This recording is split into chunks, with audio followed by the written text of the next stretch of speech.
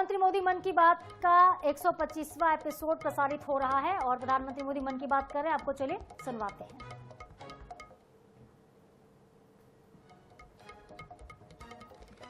तो 125वां ये एपिसोड है, इसमें टैरिफ किसानों के मुद्दे पर प्रधानमंत्री मोदी बात करने वाले हैं। अब से कुछ देर में मन की बात का लाइव प्रसारण शुरू होगा।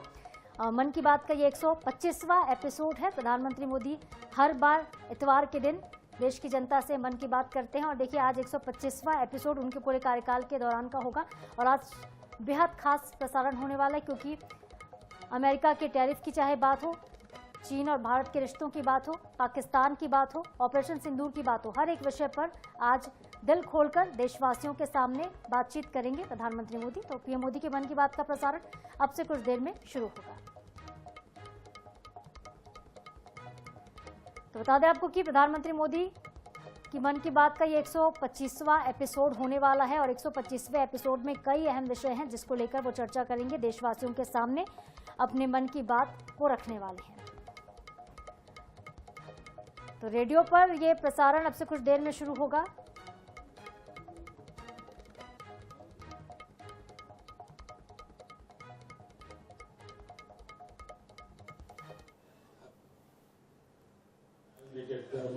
स्नीफर डॉग्स और ड्रोन सर्विस, ऐसे अनेक आधुनिक संसाधनों के साथ आधुनिक राहत कार्यों में तेजी लाने की भरपूर कोशिश की गई। तेजी लाने इस दौरान कोशिश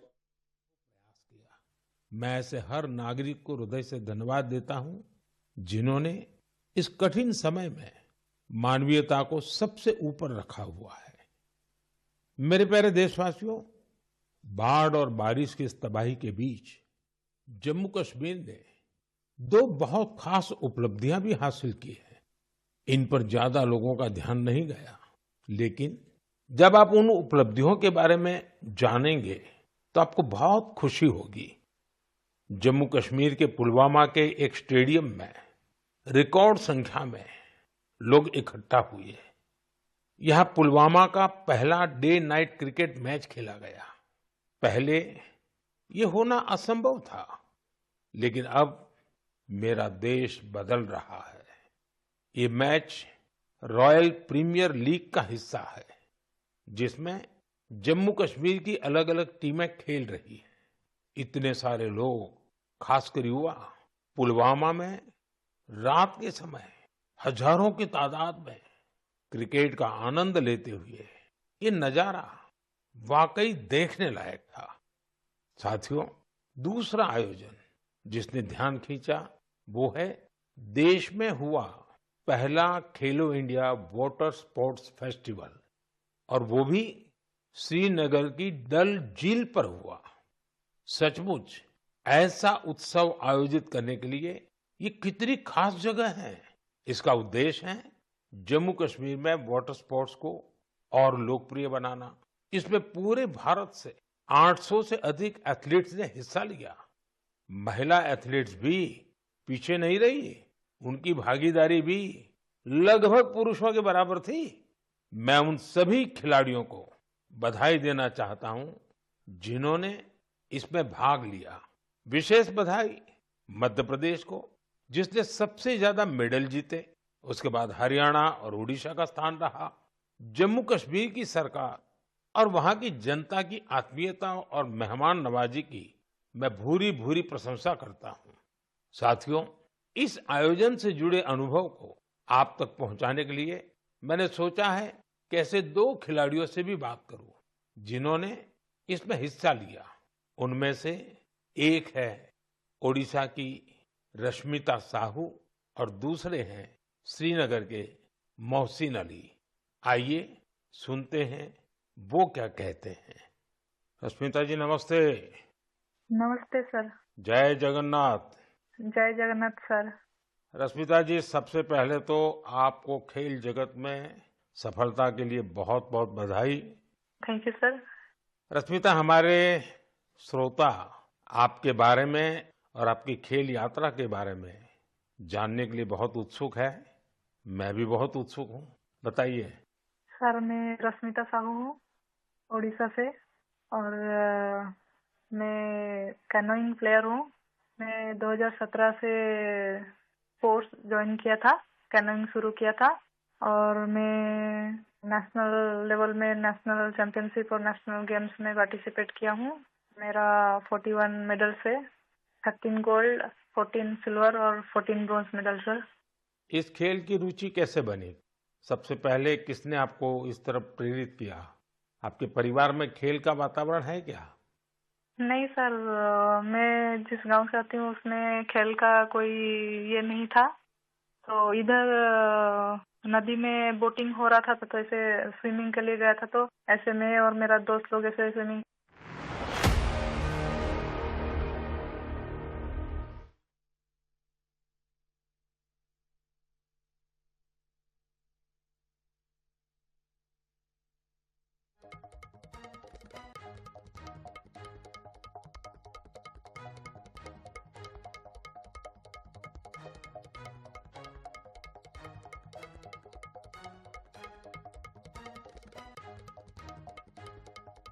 उधर जाके बात करो बोला है। फिर मैं तुरंत घर में जाके पापा मेरे को जाना है, पापा मेरे को जाना है। फिर पापा लोग ठीक है लेके आया। उस टाइम ट्रायल तो नहीं था। फिर कोच लोग ने बोला कि ट्रायल फरवरी में होता है, फरवरी मार्च में, आप उस टाइम ट्रायल के टाइम में आ जाओ। फिर मैं ट्रायल के टाइम में आया। अच्छा रश्मिता, कश्मीर में हुए खेलो इंडिया वाटर स्पोर्ट्स फेस्टिवल में आपका स्वयं का अनुभव कैसा रहा? पहली बार कश्मीर गई थी? हाँ सर, मैं पहली बार कश्मीर गई थी। हम लोग को उधर फर्स्ट खेलो इंडिया वाटर स्पोर्ट्स फेस्टिवल आयोजित किया गया था।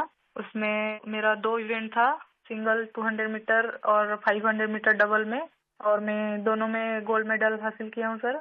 अरे वाह, दोनों में लाई हो। Yes sir. बहुत बहुत बधाई। Thank you sir.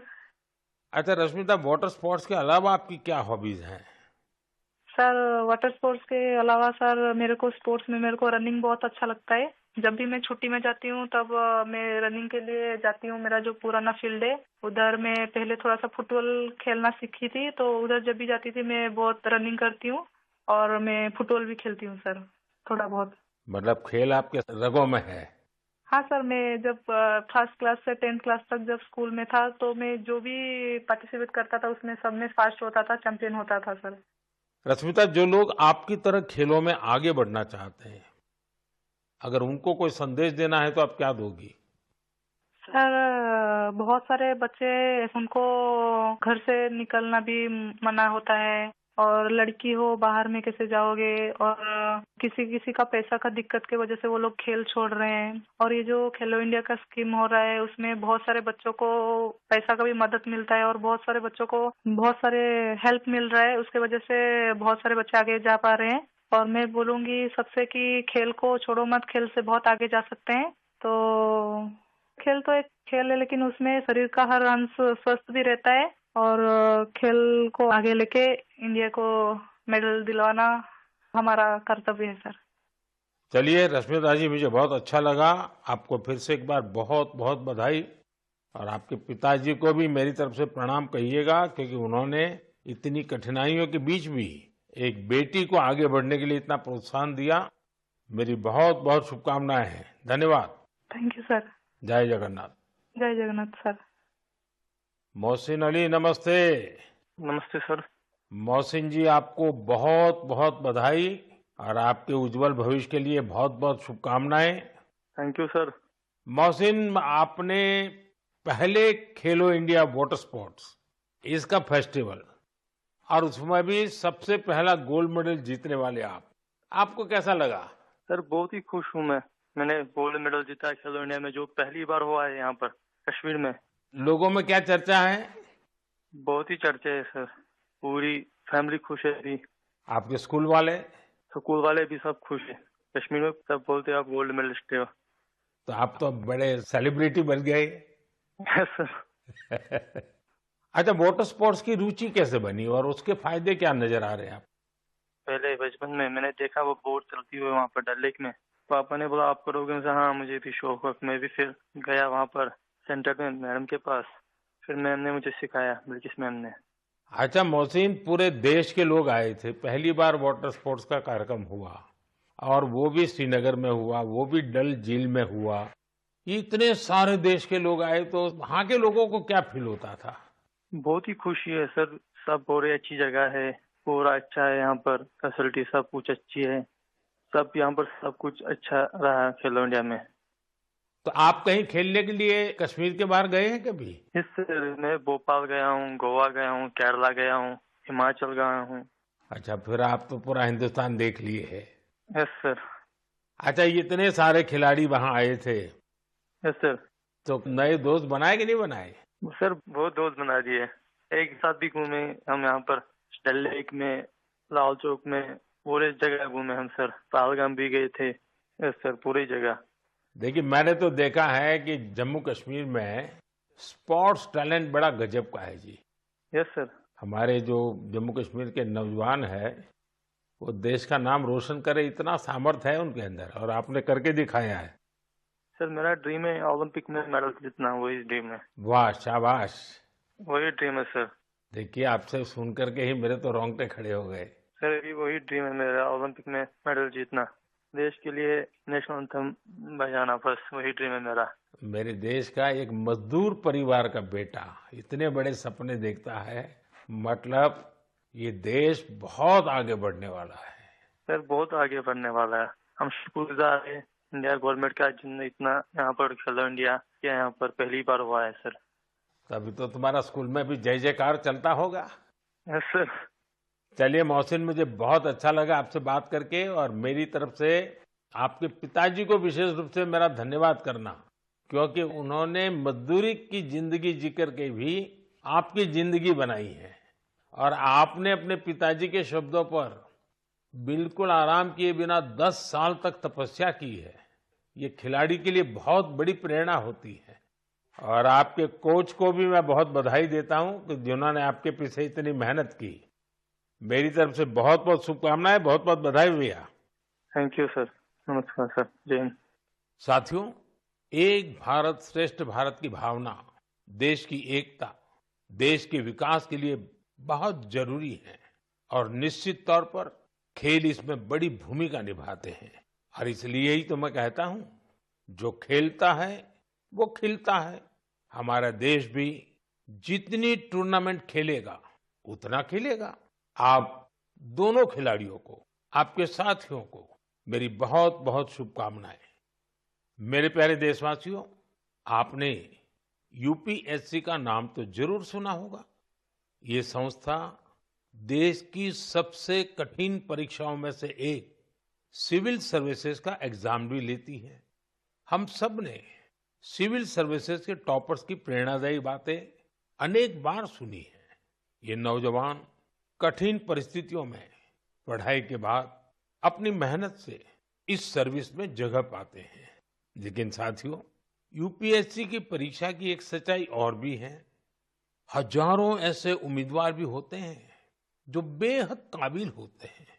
उनकी मेहनत भी किसी से कम नहीं होती, पर मामूली अंतर से वो अंतिम सूची तक नहीं पहुंच पाते।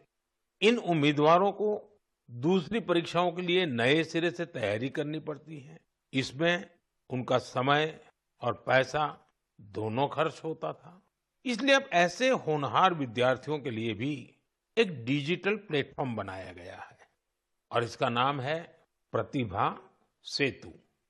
प्रतिभा सेतु में उन उम्मीदवारों का डेटा रखा गया है जिन्होंने यूपीएससी की अलग अलग परीक्षाओं के सभी चरण पास किए, लेकिन अंतिम मेरिट लिस्ट में उनका नाम नहीं आ पाया। इस पोर्टल पर 10,000 से ज्यादा ऐसे होनहार युवाओं का डेटा बैंक मौजूद है। कोई सिविल सर्विस की तैयारी कर रहा था, कोई इंजीनियरिंग सर्विस में जाना चाहता था, कोई मेडिकल सर्विसेज के हर पड़ाव को पार कर चुका था, लेकिन फाइनल में उसका सिलेक्शन नहीं हुआ। ऐसे सभी उम्मीदवारों की जानकारी अब प्रतिभा सेतु पोर्टल पर उपलब्ध कराई जा रही है। इस पोर्टल से प्राइवेट कंपनियां इन होनहार स्टूडेंट्स की जानकारी लेकर उन्हें अपने यहाँ नियुक्ति दे सकती है। साथियों, इस प्रयास के नतीजे भी आने लगे हैं। सैकड़ों उम्मीदवारों को इस पोर्टल की मदद से तुरंत नौकरी मिली है, और वो युवा जो मामूली अंतर से रुक गए थे, अब नए आत्मविश्वास के साथ आगे बढ़ रहे हैं। मेरे प्यारे देशवासियों, आज पूरी दुनिया का ध्यान भारत की तरफ है। भारत में छिपी संभावनाओं पर दुनिया भर की नजर है। इसी से जुड़ा एक सुखद अनुभव मैं आपसे साझा करना चाहता हूं। आपको पता है कि आजकल पॉडकास्ट का बहुत फैशन है। विभिन्न विषयों से जुड़े पॉडकास्ट को भांति भांति के लोग देखते और सुनते हैं। बीते दिनों मैं भी कुछ पॉडकास्ट में शामिल हुआ था। ऐसा ही एक पॉडकास्ट दुनिया के बहुत फेमस पॉडकास्टर लेक्स फ्रीडमैन के साथ हुआ था। उस पॉडकास्ट में बहुत सारी बातें हुई और दुनिया भर के लोगों ने उसे सुना भी। और जब पॉडकास्ट पर बात हो रही तो बातों बातों में ऐसे ही मैंने एक विषय उठाया था। जर्मनी के एक खिलाड़ी ने उस पॉडकास्ट को सुना और उसका ध्यान मैंने उसमें जो बात बताई थी उस पर केंद्रित हो गया। उन्होंने उस टॉपिक से इतना कनेक्ट किया कि पहले उन्होंने उस टॉपिक पर रिसर्च की और फिर जर्मनी में भारतीय दूतावास से संपर्क किया और उन्होंने चिट्ठी लिखकर बताया कि वो उस विषय को लेकर भारत से जुड़ना चाहते हैं। आप सोच रहे होंगे कि मोदी जी ने पॉडकास्ट में ऐसा कैसा विषय कह दिया जो जर्मनी के खिलाड़ी को प्रेरित कर गया। ये कौन सा विषय था? मैं आपको याद कराता हूं। मैंने पॉडकास्ट में बातों बातों में मध्य प्रदेश के शहडोल के फुटबॉल के क्रेज से जुड़ा एक गांव का वर्णन किया था। दरअसल 2 साल पहले मैं शहडोल गया था, वहां के फुटबॉल प्लेयर से मिला था। पॉडकास्ट के दौरान एक सवाल के उत्तर में मैंने शहडोल के फुटबॉल खिलाड़ियों का भी जिक्र किया था।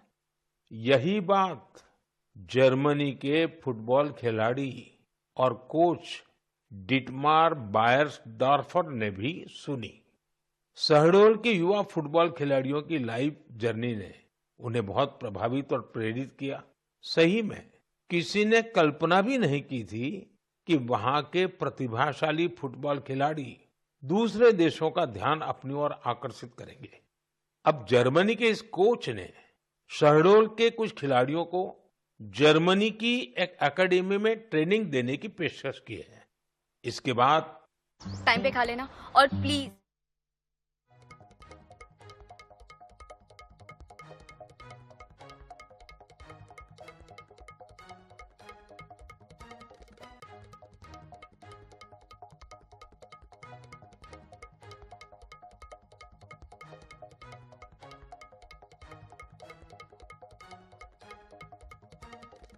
वहां हो रहे स्पोर्टिंग रिवॉल्यूशन को करीब से देखे।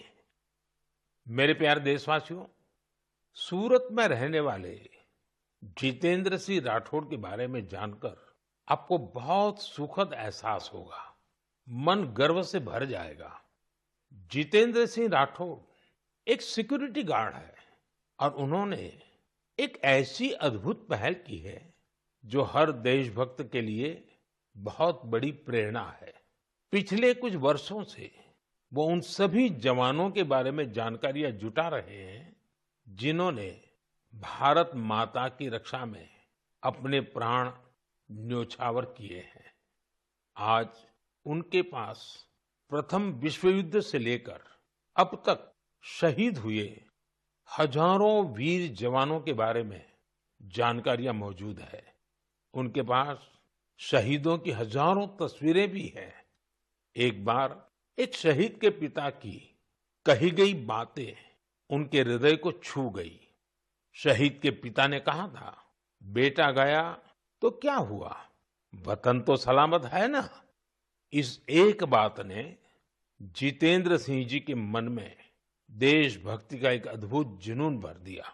आज वो कई शहीदों के परिवारों के संपर्क में है। उन्होंने करीब 2500 शहीदों के माता पिता के चरणों की मिट्टी भी अपने पास लाकर रखी है। ये सशस्त्र बलों के प्रति उनके गहरे प्रेम और जुड़ाव का जीवंत उदाहरण है। जितेंद्र जी का जीवन हमें देशभक्ति की वास्तविक सीख देता है। मेरे प्यारे देशवासियों, आजकल आपने देखा होगा अक्सर घर की छतों पर, बड़ी इमारतों पर, सरकारी दफ्तरों में सोलर पैनल चमकते हुए दिखाई देते हैं। लोग अब इसके महत्व को समझ रहे हैं और खुले मन से अपना रहे हैं। हमारे देश पर सूर्यदेव की इतनी कृपा है, तो क्यों न उनकी दी हुई उस ऊर्जा का पूरा उपयोग करें। साथियों, सोलर पावर से किसानों की जिंदगी भी बदल रही है। वही खेत, वही मेहनत, वही किसान, लेकिन अब मेहनत का फल कहीं ज्यादा है। ये बदलाव आ रहा है सोलर पंप से और सोलर राइस मिल से। आज देश के कई राज्यों में सैकड़ों सोलर राइस मिल लग चुकी है।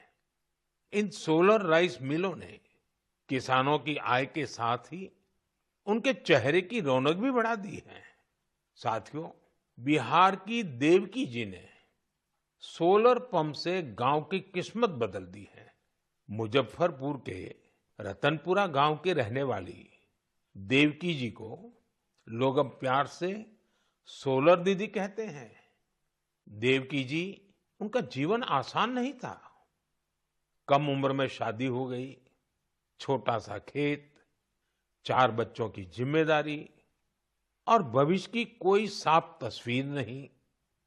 लेकिन उनका हौसला कभी टूटा नहीं। वो एक सेल्फ हेल्प ग्रुप से जुड़ी और वहीं उन्हें सोलर पंप के बारे में जानकारी मिली। उन्होंने सोलर पंप के लिए प्रयास शुरू किए और उसमें सफल भी रही। सोलर दीदी के सोलर पंप ने इसके बाद जैसे गांव की तस्वीर ही बदल दी। जहां पहले कुछ एकड़ में जमीन की सिंचाई हो पाती थी, अब सोलर दीदी के सोलर पंप से 40 एकड़ से ज्यादा क्षेत्र में पानी पहुंच रहा है। सोलर दीदी के इस अभियान में गांव के दूसरे किसान भी जुड़ गए हैं। उनकी फसलें हरी भरी होने लगी हैं, आमदनी बढ़ने लगी। साथियों, पहले देवकी जी की जिंदगी 4 दीवारी के भीतर सिमटी हुई थी, लेकिन आज वो पूरे आत्मविश्वास से अपना काम कर रही है। सोलर दीदी बनकर पैसे कमा रही है और सबसे दिलचस्प बात की, वो क्षेत्र के किसानों से यूपीआई के जरिए पेमेंट लेती है। अब पूरे गांव में उन्हें बहुत सम्मान से देखा जाता है। उनकी मेहनत और दूरदर्शिता ने दिखा दिया है कि सौर ऊर्जा सिर्फ बिजली का साधन नहीं है, बल्कि ये गांव-गांव में नई रोशनी लाने वाली एक नई शक्ति भी है। मेरे प्यारे देशवासियों, 15 सितंबर को भारत के महान इंजीनियर मोक्षगुंडम विश्वेश्वरैया जी का जन्मदिन होता है। उस दिन को हम इंजीनियर्स डे के रूप में मनाते हैं। इंजीनियर सिर्फ मशीन नहीं बनाते, वे सपनों I'm trying to hold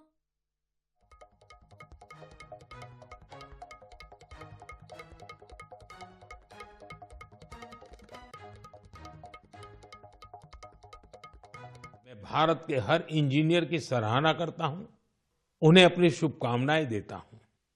साथियों, सितंबर में ही भगवान विश्वकर्मा की पूजा का पवित्र अवसर भी आने वाला है।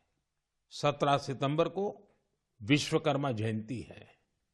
ये दिन हमारे उन विश्वकर्मा बंधुओं को भी समर्पित है जो पारंपरिक शिल्प, कौशल और ज्ञान विज्ञान को अनवरत एक पीढ़ी से दूसरी पीढ़ी तक पहुंचा रहे हैं। हमारे सुतार, लोहार, सोनार, कुम्हार, मूर्तिकार, बढ़ई मिस्त्री हमेशा से भारत की समृद्धि की बुनियाद रहे हैं। हमारे इन विश्वकर्मा बंधुओं की मदद के लिए ही सरकार ने विश्वकर्मा योजना भी चलाई है। साथियों, अब मैं आपको एक ऑडियो रिकॉर्डिंग सुनाना चाहता हूं। तो ये जो मांग पत्र में आपने लिखा है, ये स्टेटों के बारे में मैंने जो कुछ किया, या हैदराबाद के बारे में हमारी गवर्नमेंट ने जो कुछ किया, ठीक है किया, लेकिन आप जानते हैं कि हैदराबाद का किस्सा इस तरह से हमने किया, उसमें कितनी मुसीबत हुई। सब स्टेटों के साथ, सब प्रिंसेस के साथ हमने वायदा दिया था कि भाई कोई प्रिंस का, कोई राजा का हम अलग फैसला नहीं करेंगे, सबका एक हिसाब, जैसे सबका होता है ऐसा उनका भी। लेकिन उनके लिए हमने वहां तक अलग समझौता किया। साथियों, ये आवाज लौह पुरुष सरदार वल्लभ भाई पटेल की है। हैदराबाद की घटनाओं पर उनके स्वर में जो पीड़ा है, उसे आप महसूस कर सकते हैं। अगले महीने सितंबर में हम हैदराबाद लिबरेशन डे भी मनाएंगे। ये वही महीना है जब हम उन सभी वीरों के साहस को याद करते हैं जिन्होंने ऑपरेशन पोलो में हिस्सा लिया था। आप सबको मालूम है कि जब अगस्त 1947 में भारत को आजादी मिली तो हैदराबाद अलग ही स्थिति में था। निजाम और रजाकारों के अत्याचार दिन ब दिन बढ़ते जा रहे थे। तिरंगा फहराने या वंदे मातरम कहने पर भी मौत के घाट उतार दिया जाता था।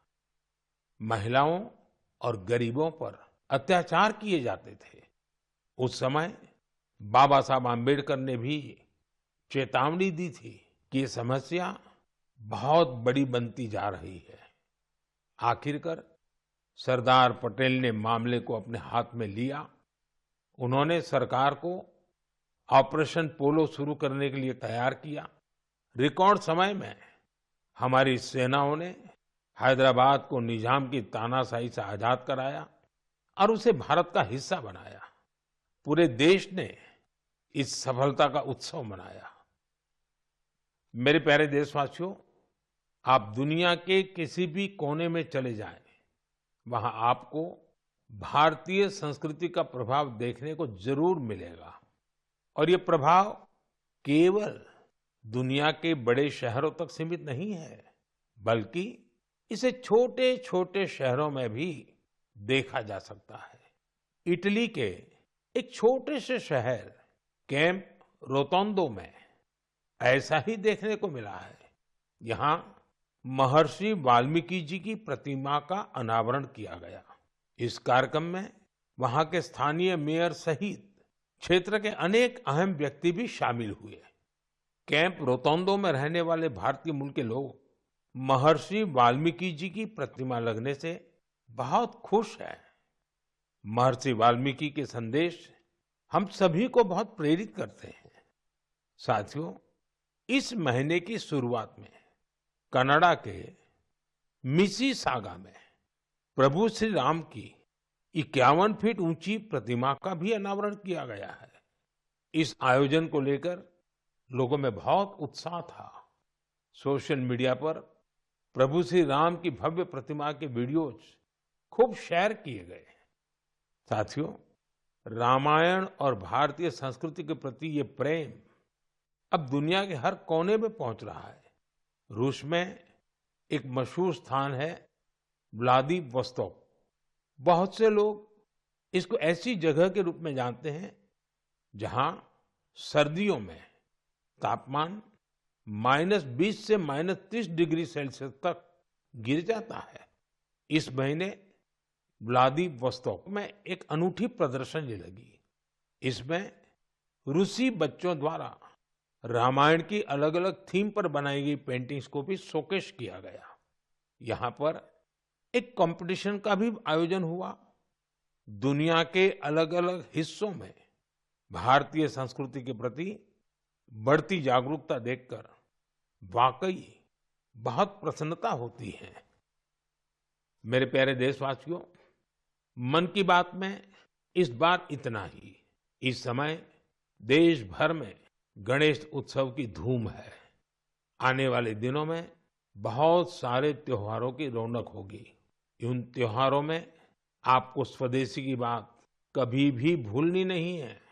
उपहार वही जो भारत में बना हो, पहनावा वही जो भारत में बुना हो, सजावट वही जो भारत में बने सामान से हो, रोशनी वही जो भारत में बनी झालरों से हो, और भी ऐसा बहुत कुछ। जीवन की हर जरूरत में सब कुछ स्वदेशी हो। गर्व से कहो ये स्वदेशी है, गर्व से कहो ये स्वदेशी है, गर्व से कहो ये स्वदेशी है। इस भाव को लेकर हमें आगे चलना है। एक ही मंत्र, वोकल फॉर लोकल। एक ही रास्ता, आत्मनिर्भर भारत। एक ही लक्ष्य, विकसित भारत। साथियों, इन खुशियों के बीच आप सभी स्वच्छता पर जोर देते रहें, क्योंकि जहां स्वच्छता है वहां त्योहारों का आनंद भी और बढ़ जाता है। साथियों, मन की बात के लिए मुझे इसी तरह बड़ी संख्या में अपने संदेश भेजते रहिए। आपका हर सुझाव इस कार्यक्रम के लिए बहुत महत्वपूर्ण है। अपना फीडबैक मुझ तक जरूर पहुंचाते रहें। अगली बार जब हम मिलेंगे तो और भी नए विषयों की चर्चा होगी। बहुत बहुत धन्यवाद। नमस्कार।